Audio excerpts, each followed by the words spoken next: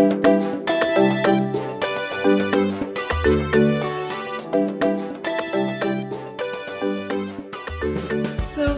have you had it patented? No.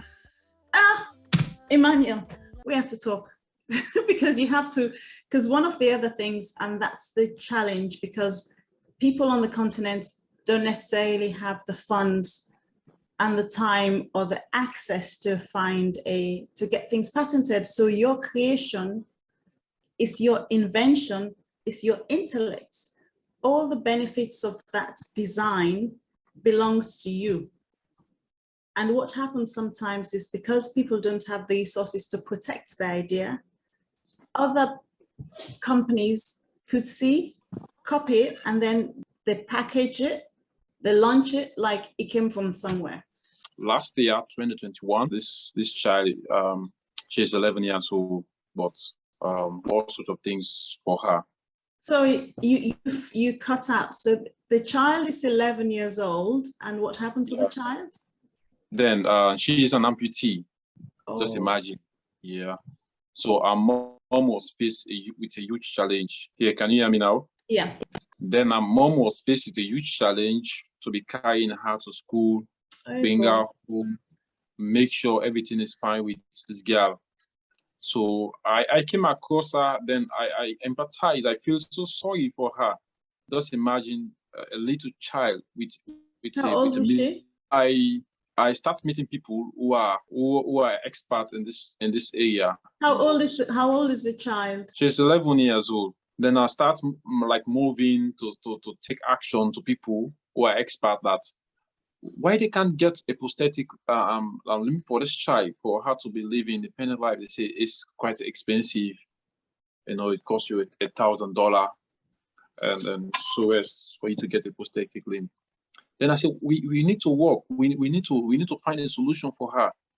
Yeah. Then they gave me the tax. If you can find a solution, then it's fine. Then I start doing research and see. Then I came up with the material and say, this is what I've got. They say, go ahead and see how best you can.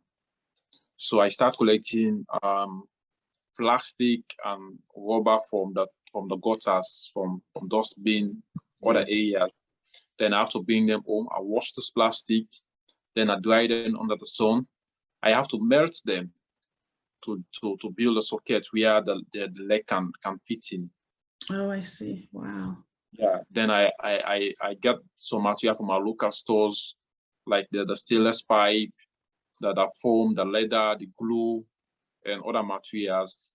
Then I go into the work and I made a prosthetic leg for the girl. And then the color was just like the same. So if you saw the child, you will never know that she's wearing a false foot. You will never know. Yeah. So I did that for her, and then This is while you're still at university, right? Or you finished university? Yeah. No, I'm finishing this year. I'm in my final year now. Wow. So now I thank God. I thank God now. She's even playing soccer with the prosthetic leg. So do you have a picture of her? Yeah, I will send you the picture of her. Wow. Again, thank you. That's incredible. And the amount of funding and resources that those groups get in other countries is so much. And to think that we have a need because of various circumstances, we have a need because we have people who need those things. Not for the physical intervention into their body, just to, like you say, if the amputees, they have where their bones end, and then they need something just to help them walk so they don't have to be carried. And that changes their life and the quality of their life as well. Again, if anyone's interested, they will reach out and connect with you to find out more.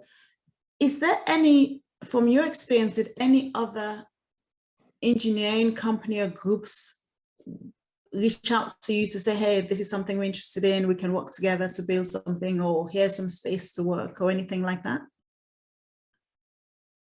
Yeah, the most things that like sometimes kill my spirits, you know, I never get the support nationally, you know, like sign of appreciations, you know, other country give to people who are talented. You know, after I did this, I never get a call from even our presidents or even our ministers or even people who are highly connected with the government. No, I only get appreciations for people like you living in diaspora, who are Sierra Leoneans, who are different people. And that is why the people of India, you know, when they saw my video, they were so appreciate, they love what I'm doing. So what they did for me, like they have this college here in Sierra Leone we call Bukes College. So I was called there and to motivate my fellow students. Yeah. Who don't like they want to give up based on their stories. So I was called at Bukes College to give a motivation. Like 2 hours I was there, share my story with them, and then taught them everything. Yeah. You know, like a day some start reaching out to me like, Emmanuel, I was like almost gave up on my dream, but since I heard your story, I had your journey, then I have life now. So then one of the benefits that I guess the diaspora has, which you said have reached out to you, because we can see on a big level how every country is doing, right? And we see the value, like this is huge value. If you were in many other countries, you'll be like a national celebrity. People will be throwing money at you, establishing a Emmanuel Mansaray school of something, you know, to motivate the younger primary school age, to motivate the university age, to start you overseeing a number of projects being done and guiding them. Intellect, you can't buy it. So you have that gift and other children do. And then after this September, so what are your plans? And if I can get a scholarship and then I can do my master's, if I don't, then I working on my ideas, then I job, but I create job for myself because I have a lot of ideas, you know, like a lot of things people need, then I have to go into the production, making them and sell. Do you find that where physically, do you have like a warehouse or access to, no? So where do you make your things? Basically at home, it's my own, because I don't have a store, another shop or warehouse for myself now. Yeah. Okay. Wow. It's been an absolute pleasure, Emmanuel. Absolute pleasure. This is one of the, because it's in line with my my own personal dreams to use the sun to benefit the continent. So this has been an absolute pleasure. And it is exactly people like you that the continent needs to be in a position of leadership and mentoring. So even as you build yours, you have some skills that you can pass on, and to be positioned so people can see you more, get more visibility, and actually make some investment into the things that you're trying to do. And you mentioned a master's. Is there any last words you want to share with young inventors? Any kind of words of motivation, inspiration, anything like that?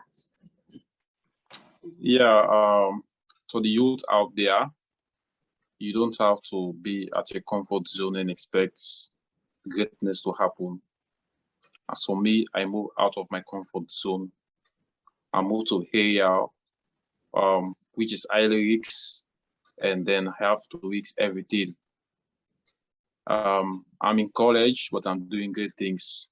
That doesn't limit me, because the most important thing you can have this vision, you can have passion. And then there are youth out there which they have this kind of saying that what the country have done for me. No, you shouldn't ask yourself. You should ask yourself what I have done for my country. Yeah. If you can ask me, I've done a lot for my country. And we should have this kind of mentality. And also there are also youths out there being involved in gangs, cliques, and in all sorts of things which is not good. We are the leaders of today. We should make a change. We should bring change. No one can do it. That is why they said that the solutions of Africa doesn't come from Europe or America. It's come from Africa. It's come from Africa ourselves.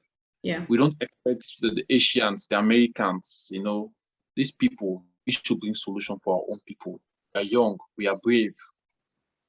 So we have to do great things for our nation. If today we are hearing about Albert Einstein, the Isaac Newtons, the Tesla, and the rest, because they risk their entire life. Just imagine these people. Some of them don't even get married or they don't even have a child. But they try to bring something for the nation, a legacy for the whole world. Then we are learning this principle. The Albert Einstein famous equation equals to MC square. We did that in physics, motion, all of them. So we should come up with ideas. We come up with solutions to help people, not for today, but for future generations, for our children, for our great children. So you don't have to have the resources. Oh, I should have 1 million. I should have 1,000 or 1 billion to do this. I have nothing. My parents, they are poor. I came from a very poor family, a very poor background. But that doesn't limit me for me to achieve what I want to achieve. I start myself. I walk from my home to college, to and fro. How long is that walk?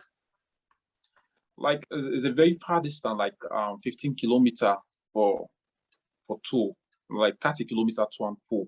I have to walk. Oh my word! How long did that take you? Like the whole of second year and half third year. Like in terms of hours, how long did it take you to walk from your house to the college? Like time?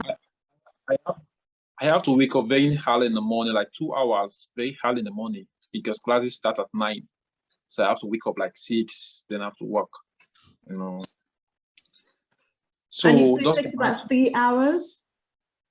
Like 2 hours, 2 hours. And then when I reach, I have a spare clothes because all my clothes will be all of sweat.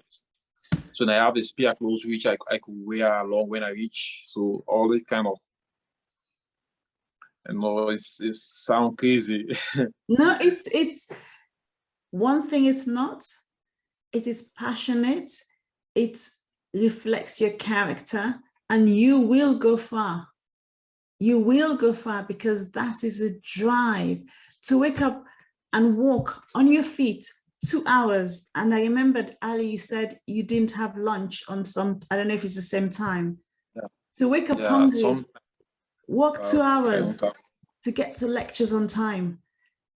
Do you have any idea how many students in the West whose country pay for their studies, or someone's paying, and they lay in bed and they say, and they have a car to drive, and they say, I don't feel like going in today?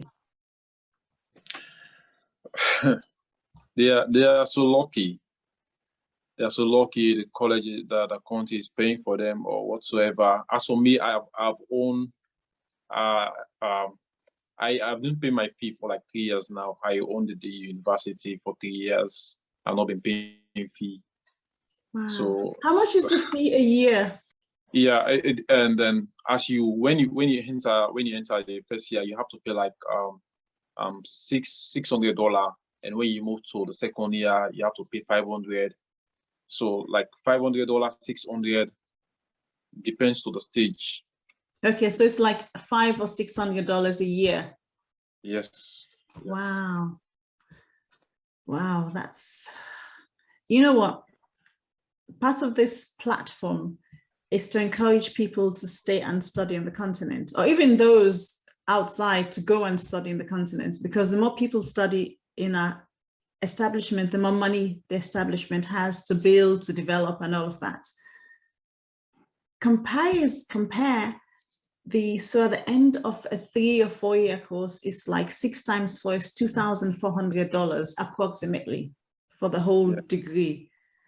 in America, their degrees cost them like $30,000 a year. That, I'm telling you, there are people that finish American universities that owe $100,000, $200,000, which is why one of the other reasons why I'm saying study in Africa. Forget the hundreds of thousands of dollars you want to do. That's why this platform really, I thought about it and it has bothered me. There are people in the diaspora and the people on the continent sending some of their children to these $30,000 a year establishments to get the same education. Okay, our institutions may not be so fancy, but if we start investing in them through greater student numbers, they deliver. So your $2,400 in total university fee, it's not even someone's one semester fee.